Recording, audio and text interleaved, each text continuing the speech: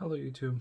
I wanted to actually talk about kind of a follow-up of my previous watch video about two other very popular Seiko lines, and that's the SRPD or the turtle line. These are often referred to turtles because their cushion case kind of looks like a turtle. And then the SARB line. So talking about the Seiko turtle, so I've had probably one of the longest love-hate relationships with this watch. I've owned, I believe, the black, the gild, the white, and now this kind of twilight color. The reason I've owned so many is because these are very good value. So these are actually kind of a upgrade over the SKX line. So these kind of have a better movement. So it's kind of a, I guess you can call it step up in a watch. And these come on the secondary market quite often. So you can find these and they're always priced really well. I mean, I've gotten these for as low as I think 150 to maybe like low 205, 210. So, you know, they kind of, I'm a value guy. I have a hard time turning down a good deal, and that's kind of how I always end up with one of these. Is someone puts it for sale for a good price, I'm like, hey, it's a good price, how can I say no? I get it, I put it on, and then I don't know, I just don't really like it too much. I think I'm not a big fan of the cushion case actually. So I get it, I put it on, try it, give it a couple weeks, say no thanks, sell it. A few months later, for some reason, I kind of miss it a little bit. One comes for sale for a good deal, I buy it again, and kind of been round and round. This one, however, I've kept the longest. I plan on keeping it because of the dial. I just think this is one of the nicest dials Seiko has done. It's got that kind of sunburst effect blue with the red. It's by far my favorite Seiko turtle, and just in general one of my favorite Seiko dials. They offer this similar dial on one of their, I think it's called the Twilight edition. It's one of the SBDC models, but those can get pretty pricey in cost. I think it's like a limited edition run too, so I haven't looked into it in a while, but I know they were kind of selling in the kind of high hundreds, 7, 8, 900 range. So, but it looks very, very similar to this dial. So that's the main reason why I've actually kept this one for as long, and I probably will keep it because I'm really just in love with this dial. I did replace the crystal on it, so I put a double dome. I don't know if you can see it kind of here. You see a little bit of a dome. Crystal, blue AR, which I think kind of gives it a little more just pop in the sun outside. I think I like this one. So, like I said, I'm not a huge fan of the turtles, but this dial just looks too nice that I can overlook past the cushion case. So overall, the turtles are great watches. They kind of, I call it kind of the big brother of the SKX. They both kind of have a lot of heritage and history. They've been around for a long time. They're kind of staples in the Seiko watch world. I think anyone who knows Seikos knows these watches. So I think it's a great watch, especially if you like the cushion case, but it just wasn't for me. The watch I also kind of had a love-hate is the SARB. So the SARB line is also a very popular Seiko watch line in the Seiko world, and kind of using kind of the continuum here in terms of movement, it kind of improves here. So you got the 7S26, 4R36, and this uses the 6R15.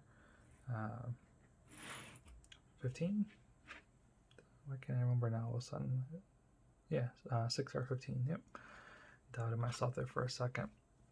So the SARB are usually their dress watches, and the reason I've had a love-hate with this watch, this is the second time I'm owning the black one, and I've owned the white one twice, and to be honest, I like the white one better. So I kind of wish I might buy it back and have both, maybe. I don't know, but I've been kind of back and forth on. The reason I have a a little smudgy here. The reason I have that back and forth with them is the size. So it is kind of on the smaller side. I believe it's a 38, 39 millimeter, which it's kind of grown on me, but I've always kind of liked bigger watches. I think like 40 millimeters is my sweet spot, maybe 40 to 42. So this one was just kind of always a hair too small, but then I got used to it. So now I don't mind it too much, but it's a more of a dress watch. You know, it's I put it on a leather strap, but it's great. It's a great work watch. Yeah, otherwise not much to say about it. These also are discontinued, so like the SKX line, you know, these are kind of growing in price as they kind of, you know, disappear. There's a few other SARBs. This is the 33, the 35 is the white one. Then you have the Alpinist, which is a 17, which also is a very popular one. I used to own that one as well, but great watch. I think if you want a dress watch, these kind of give you incredible value because this movement that they use, the 6R15 movement, I mean, this movement they put in watches that they sell for $1,000. So getting this in the, I think I got it used for like $300, but I know Amazon last year these popped up on sale for about $350, which I think were a good deal as well. But you're basically getting a lot for your money here. I mean, given the fact that this movement, you know, is going into watches that they're selling for $1,000, you know, the fit and finish isn't as super nice as some of the ones that sell for $1,000, but still, I mean, you're paying maybe a third or less than half the cost. I think it's a great value watch here. So, you know, my motto is always about value. So that's really why I like Seiko in general. I mean, it's hard to beat Seiko. I mean, you get a really, really, really well built watch, durable, robust. You get that. One of the things for me for watches is that kind of lineage, the history. I mean, Seiko's been around, you know, in the watch world forever.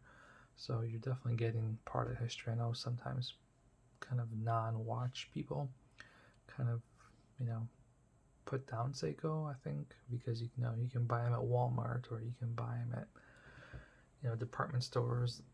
That kind of, you know, some people just kind of give them a bad rep, you know. I've had friends who think that their Michael Kors watch or their Calvin Klein watch is a good watch, and I think Seiko's crap. So that's kind of how you can tell when someone knows nothing about watches, when they think that a Michael Kors or a Calvin Klein watch is good, let alone better than a Seiko. No offense if you like those watches, but not better than a Seiko. So yeah, just wanted to kind of highlight 2 additional Seiko watches for you to consider. These are kind of heavy too, by the way, so yeah, I'm not trying to talk you out of it, but it's just one that may be tougher to fit. But this one, if you can find this one for, you know, for under $300, I'd say it's a buy. You know, these are only appreciating value, so if you come across one, grab it. I think that pretty much is it for these 2 guys. I can't think of anything else to really talk about.